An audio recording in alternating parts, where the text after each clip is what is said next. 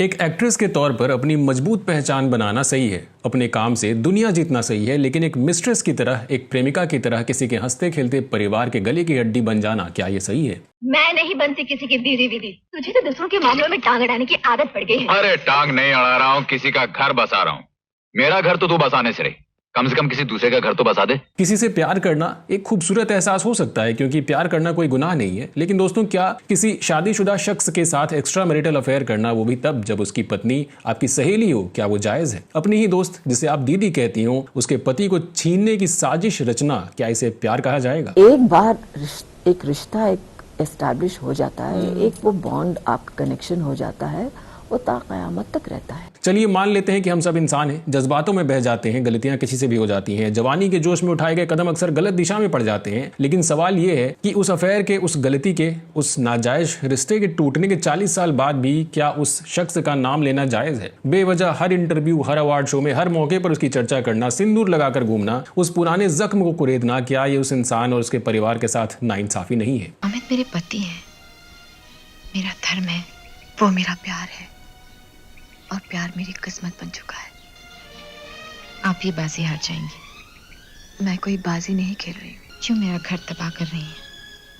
अपना घर भी तो भूख रही हूँ। खुद के जीवन में ढेर सारे लोगों के साथ अफेयर रखने, कई बार प्यार में पड़ने और यहाँ तक कि शादी हो जाने के बावजूद सिर्फ उसी एक शादीशुदा शख्स के साथ खुद को एसोसिएट करने की कोशिश करना और उसकी पत्नी को जिंदगी भर वो दर्द याद दिलाते रहना गलत है। और आज हम इसी गलत को बेनकाब करेंगे। कितनी खुदकश हो तुम रेखा। तुम्हारी हवस के आगे पति का प्यार, माँ की ममता कुछ माने नहीं रखते। रेखा, जिंदगी में तुमने जो कुछ चाहा वो तुमने पाया, मगर कुछ पाने के लिए उसकी कीमत चुकानी पड़ती है और आज तुम्हें वह कीमत चुकानी ही पड़ेगी। सुपरस्टार अमिताभ बच्चन और बोल्ड एंड ब्यूटीफुल एक्ट्रेस रेखा के बीच का ये एक्स्ट्रा मैरिटल अफेयर शायद आजाद भारत का और फिल्म इंडस्ट्री का अब तक का सबसे फेमस और सबसे विवादित और सबसे लंबा खिंचने वाला तथाकथित अफेयर रहा है। ये वो कहानी है जिसे मीडिया पिछले 40 सालों से सुनाती आ रही है और खूब भुनाती भी रही है। लेकिन दोस्तों, सच यही है कि अगर मीडिया या पब्लिक इस कहानी को भूलने की कोशिश भी करती है तो रेखा जी इसे भूलने नहीं देती। वो खुद ही किसी न किसी बहाने अपने और अमिताभ के उस नाजायज रिश्ते की दास्तां को हवा देती रहती है, कभी सिंदूर लगाकर, कभी पहेलियों में जवाब देकर, माने उन्हें डर हो कि कहीं कोई उन्हें और उनके इस अधूरे इश्क को भाव देना कम न कर दे। हम जो आपके प्रति प्यार कूट कुट के भरी हुई हमारे दिमाग में और रोजाना के तौर से हम मर मर के जी रहे हैं, उसका क्या? उसका कुछ तो आदर कीजिए, उसका कुछ तो कदर कीजिए। आमतौर पर नाजायज रिश्ते, चीटिंग, इनफिडेलिटी और बिट्रेयल में अपना नाम आने से लोग डरते हैं, शर्मिंदा होते हैं और बचने की कोशिश करते हैं। लेकिन रेखा, उन्हें शायद इसमें मजा आता है। उन्हें इस वो के टैग के साथ जीने में अजीब सा गर्व महसूस होता है। आज अपनी बेगम का सुहाग उजाड़ने के लिए बाजारे हुस्न में आए हैं।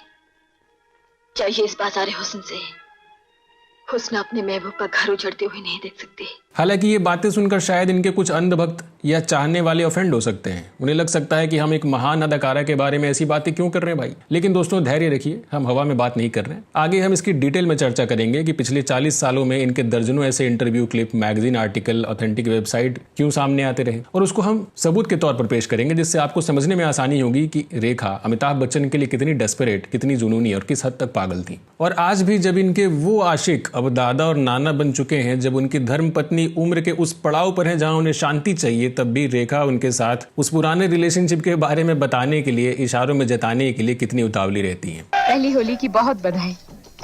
आपके चेहरे पे गुलाल कितना खिल उठा है। होली का रंग देखकर पहला प्यार क्यों याद आ जाता है?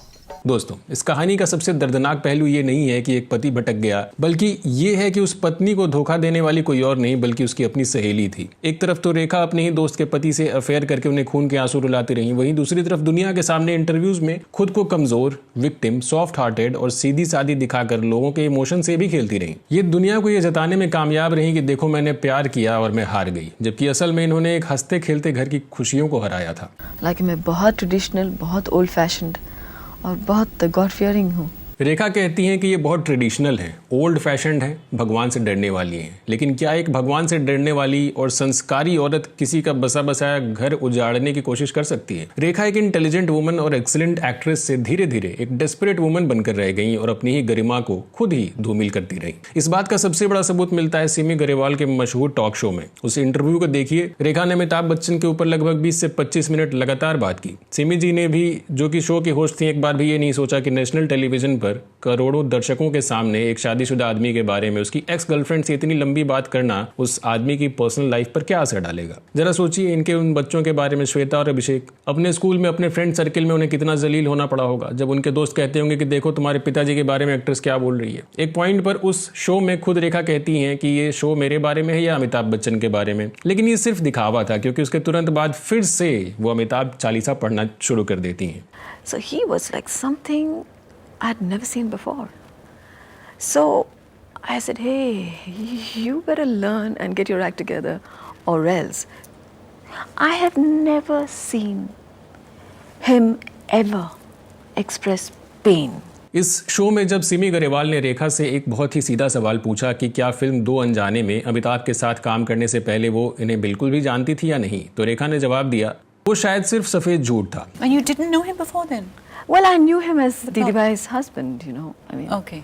I mean, first, of course, boyfriend and then husband. But I didn't know him otherwise because we never really got chance to sit and talk. रेखा ने कहा कि तब तक वो अमिताभ बच्चन को सिर्फ दीदी भाई के बॉयफ्रेंड या हस्बैंड के रूप में ही जानती थी, कभी मिली नहीं थी। अब आप में से कई लोग सोच रहे होंगे कि आखिर रेखा ने जया भादुरी को दीदी भाई क्यों बुलाया। दरअसल अमिताभ और जया की शादी से पहले जब जया मुंबई में स्ट्रगल के बाद स्टार बन रही थी और रेखा इंडस्ट्री में नई थी, तो ये दोनों मुंबई के एक ही बिल्डिंग में रहा करती थी। दोनों एक ही इंडस्ट्री में काम करती थी और साथ में काफी वक्त भी बिताया करती थी। अक्सर रेखा जया भादुरी के फ्लैट में चले जाया करती थी, उनके साथ खाना खाती थी, गप्पे मारती थी और उनसे अपने करियर और दूसरे कई मुद्दों पर सलाह भी लेती थी। चूंकि जया इनसे उम्र में करीब 6 साल बड़ी थी और इंडस्ट्री में सीनियर भी थी, तो रेखा इन्हें सम्मान से और प्यार से दीदी भाई, जिसे बंगाली में बड़ी बहन कहा जाता है, वो कहकर बुलाती थी। लेकिन दोस्तों जरा उस विश्वासघात की गहराई को मापिए। जिससे इतनी अच्छी दोस्ती थी, जिसे अपनी बड़ी बहन मानती थी, जिसके घर का नमक भी खाया, उसी के पति के साथ उसकी नाक के नीचे अफेयर शुरू कर दिया। और वो भी कोई छोटा मोटा अफेयर नहीं, बल्कि इस हद तक कि आज 40 साल बाद भी उसकी चर्चा हो रही है। वहीं दूसरी तरफ जब जब अमिताभ बच्चन से रेखा के बारे में मीडिया ने सवाल पूछे, तो उन्होंने हमेशा बहुत ही सेटल तरीके से नपे तुले शब्दों में इसका जवाब दिया या इग्नोर कर दिया। But why haven't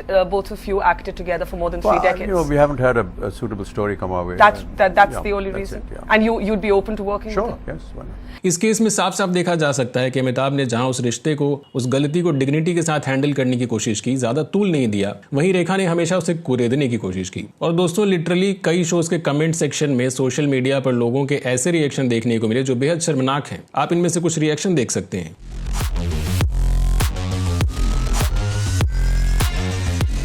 ये लोग खुलेआम इनफिडेलिटी को बढ़ावा दे रहे हैं। बॉलीवुड फैमिलीज के कई करीबी सूत्र और पुराने जर्नलिस्ट ये दावा करते हैं कि रेखा के इस इंसेन और जुनूनी बिहेवियर से जया बच्चन का मेंटल हेल्थ काफी इफेक्ट हुआ। आज उनके अंदर जो चिड़चिड़ापन दिखता है, जो गुस्सा दिखता है, जिसे लोग मीम बनाकर मजाक उड़ाते हैं, उसके पीछे एक बड़ी वजह रेखा और अमिताभ का ये रिश्ता भी रहा है। ये वो दर्द है जिसके 4 दशक बाद भी वो पीछा नहीं छुड़ा पाई है, या यूं कहें कि रेखा ने उन्हें वो सब कुछ कभी भूलने ही नहीं दिया। अमित मेरे पति हैं, मेरा धर्म है, वो मेरा प्यार है। ये सिर्फ फिल्म का डायलॉग नहीं है दोस्तों, ये शायद जया के दिल की वो असली आवाज़ है। ऐसे में एक बड़ा और कड़वा सवाल ये भी उठता था कि क्यों अमिताभ के ठुकरा देने के बावजूद ये सालों से उनके नाम की माला जपती रही हैं। क्या ये वाकई सच्चा प्यार था? साथ ही ये कि क्या रेखा की जिंदगी में सिर्फ अमिताभ बच्चन ही प्यार बनकर आए थे? क्या ये वन मैन वुमन थी? जी नहीं। हकीकत यह है कि अमिताभ के बाद भी और इनसे पहले भी इनकी जिंदगी में दूसरे मर्दों का आना जाना लगा रहा। और अजीब बात यह है कि रेखा कभी भी अपने दोनों फेल्ड मैरिजेस के बारे में बात नहीं करती। चलिए जरा इतिहास के पन्ने पलटते हैं। 1991 में रेखा के पति मुकेश अग्रवाल ने अपनी जिंदगी खत्म कर ली, और वो भी रेखा के दुपट्टे से लटक कर। लेकिन रेखा ने उस रिश्ते पर कभी बात करना जरूरी नहीं समझा। लेकिन साल 2008 में एक फंक्शन में रेखा मांग में सिंदूर लगाकर पहुंच गई, और उस फंक्शन में अमिताभ बच्चन भी मौजूद थे। बताया गया कि फिर तो उस दिन हर तरफ पार्टी में सिर्फ इन दोनों की चर्चा थी कि क्या इनकी शादी हो गई है। उस पार्टी में मौजूद कई लोगों ने फिल्मी मैगजीन्स को यह बताया कि तब वहां मौजूद जया बच्चन लिटरली रोने लगी, जिन्हें बाद में कई लोगों ने समझाया और शांत कराया। मैं सब कुछ छोड़ने के लिए तैयार हूँ। क्या तुम मुझे अपने साथ नहीं ले जा सकते? लेकर तो जा रहा हूं रेखा, दिल में एक याद बनाकर। इस जमीन पर तुम भी रहोगी, मैं भी रहूंगा।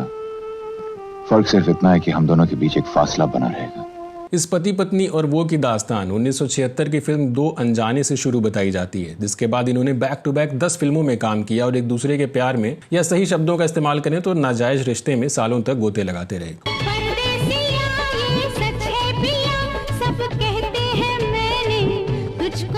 उम्र में भले ही रेखा अमिताभ बच्चन से 12 साल छोटी थी, लेकिन इंडस्ट्री में उनसे सीनियर थी। लेकिन फिर भी इनके इंटरव्यूज के मुताबिक ये उनके काम और डेडिकेशन को देखकर उनकी दीवानी हो गई। रेखा और अमिताभ की जोड़ी पर्दे पर सुपरहिट होती चली गई और जया बच्चन धीरे धीरे पीछे छूटती चली गई। तभी साल 1978 आया। फिल्म थी मुकद्दर का सिकंदर।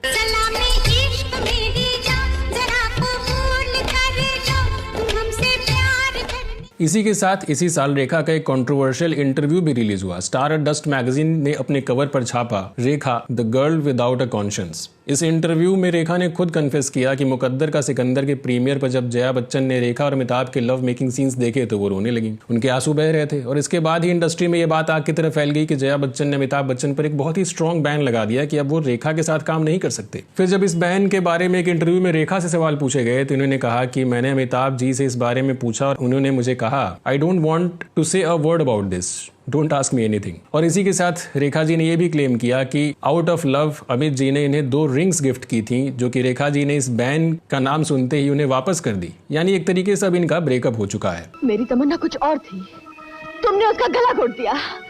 मेरी जिंदगी बर्बाद करके भी तुम चुप नहीं रहे और आज तुम मेरा सुख और चैन पे लौटना चाहते हो।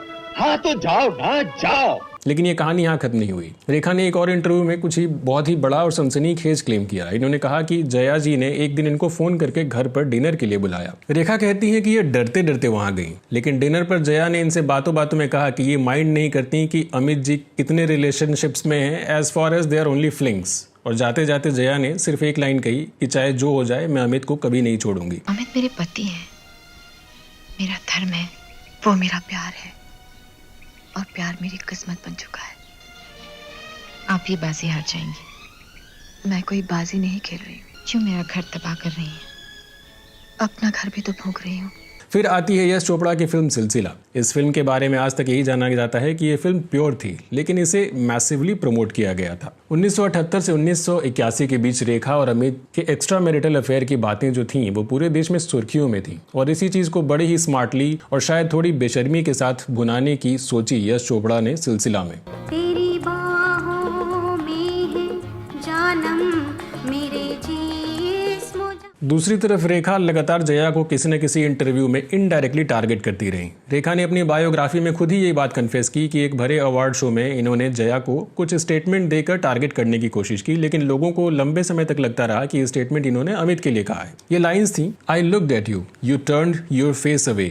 Why? You feel you are bad off. But can you not see that my position is worse? There is deep hurt in your case, but can you not see that the wounds in my heart are deeper than yours? जरा सोचिए, रेखा जी इन शब्दों के साथ पूरी industry के सामने जया जी से ये कहना चाहती थी कि तुम्हारा दर्द कम है, मेरा ज्यादा है। 1984 में एक इंटरव्यू में फिल्म फेयर मैगजीन ने रेखा से जब ये सवाल पूछा कि आपको कैसा लगा जब अमित जी ने पब्लिकली इस रिलेशनशिप को कभी एक्सेप्ट ही नहीं किया, तो इस पर रेखा ने कहा कि उन्होंने ऐसा क्यों नहीं किया होगा। उन्होंने ये अपनी इमेज को बचाने के लिए, अपने परिवार को बचाने के लिए और अपने बच्चों को बचाने के लिए किया। मुझे लगता है कि ये खूबसूरत है। मुझे परवाह नहीं कि पब्लिक इसके बारे में क्या सोचती है। पब्लिक को मेरे और उनके प्यार के बारे में जानना ही क्यों है। मैं उनसे प्यार करती हूँ, वो मुझसे प्यार करते हैं। रेखा ने यहाँ पब्लिकली इस चीज़ को कन्फेस किया कि उनको कोई फर्क नहीं पड़ता अगर अमिताभ बच्चन दुनिया के सामने उनके साथ रिलेशनशिप को नकार देते हैं, क्योंकि वो प्राइवेट में तो प्यार के वादे कर ही रहे हैं। तुम होती तो ऐसा होता, तुम होती तो वैसा होता।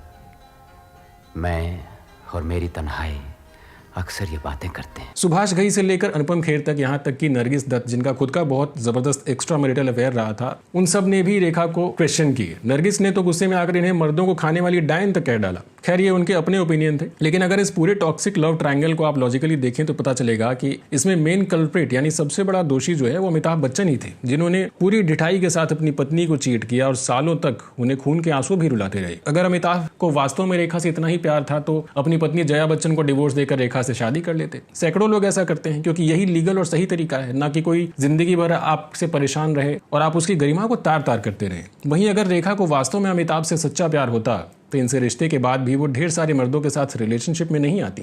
जिंदगी के जिस रास्ते पर मैं चल पड़ी हूँ उस पर मुझे अकेले ही चलना होगा।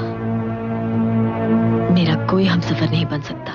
अमिताभ बच्चन के अलावा भी रेखा के ढेरों अफेयर्स रहे, जिनमें से कई तो अमिताभ के बाद इनकी जिंदगी में आए। रेखा का डेटिंग पास्ट काफी प्रॉब्लमैटिक और अनस्टेबल रहा। बॉलीवुड में आने के बाद रेखा का पहला फेमस रिलेशनशिप रहा एक्टर जितेंद्र के साथ।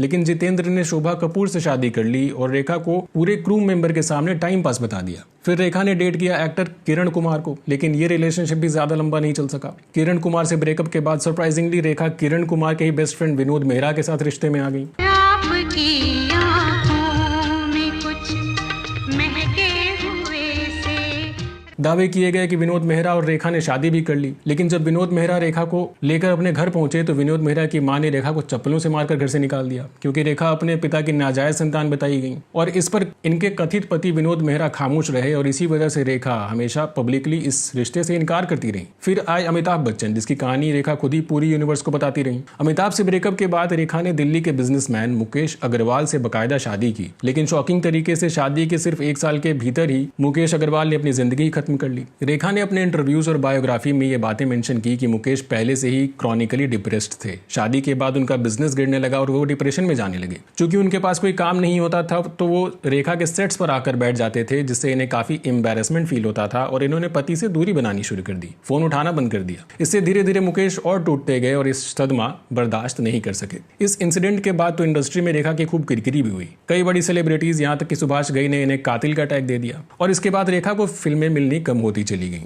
अगर मेरी मांग में ताकत है तो सारे असली नकली बंधन को तोड़कर एक दिन मेरा सिंदूर खुद ब खुद आकर मेरी मांग में लग जाएगा। हालांकि कुछ सालों में धीरे धीरे सब नॉर्मल हुआ और रेखा की जिंदगी ट्रैक पर आने लगी, लेकिन फिर फिल्मों में काम करने के दौरान ये रूमर्स आने लगे कि संजय दत्त अब रेखा को डेट कर रहे हैं। संजय दत्त जो पहले से कपड़े की तरह लड़कियां बदलते थे, अब उन्हें उन्हीं की जैसी एक दिलफेक आशिक यानी रेखा मिल गई थी। तभी एक न्यूज़पेपर ने यह छाप दिया कि इन दोनों की शादी हो गई है। बताया गया कि इससे संजय दत्त की मां नरगिस काफी नाराज हुई। तब संजय दत्त को मीडिया में आकर अनाउंस करना पड़ा कि उनकी और रेखा की कोई शादी नहीं हुई है। लेकिन ये इंसिडेंट अभी ठीक से शांत भी नहीं हुआ था कि खबर सामने आई कि रेखा अब अक्षय कुमार के साथ अफेयर में है। अक्षय कुमार की इमेज पहले से ही प्ले बॉय की थी और वो उस वक्त रवीना टंडन को डेट कर रहे थे, यानी 2 टाइमिंग कर रहे थे। एक इंटरव्यू में रवीना टंडन ने यह कहा कि रेखा ही अक्षय कुमार के पीछे पड़ी थी। तब ये तीनों एक साथ एक फिल्म में काम कर रहे थे और ये दावा किया गया कि तब रेखा अक्षय कुमार के करीब आने की इतनी कोशिशें कर रही थी कि उनके लिए घर से खाना बनाकर सेट पर टिफिन लेकर आती थी। लेकिन दोस्तों, समस्या ये है कि रेखा के इस प्रॉब्लमैटिक बिहेवियर को इंटरनेट पर एक बड़ा तबका सेलिब्रेट करता है। इनके उल्टे सीधे स्टेटमेंट्स की वाहवाही की जाती है और कहा जाता है कि देखो अमिताभ के लिए इनका प्यार कितना सच्चा है। मैं रेखा जी की मोहब्बत को देखता हूँ। रेखा जी से पूछा गया कि अभी भी इश्क है? हाँ, कहीं हाँ, आई कैन फील हिम।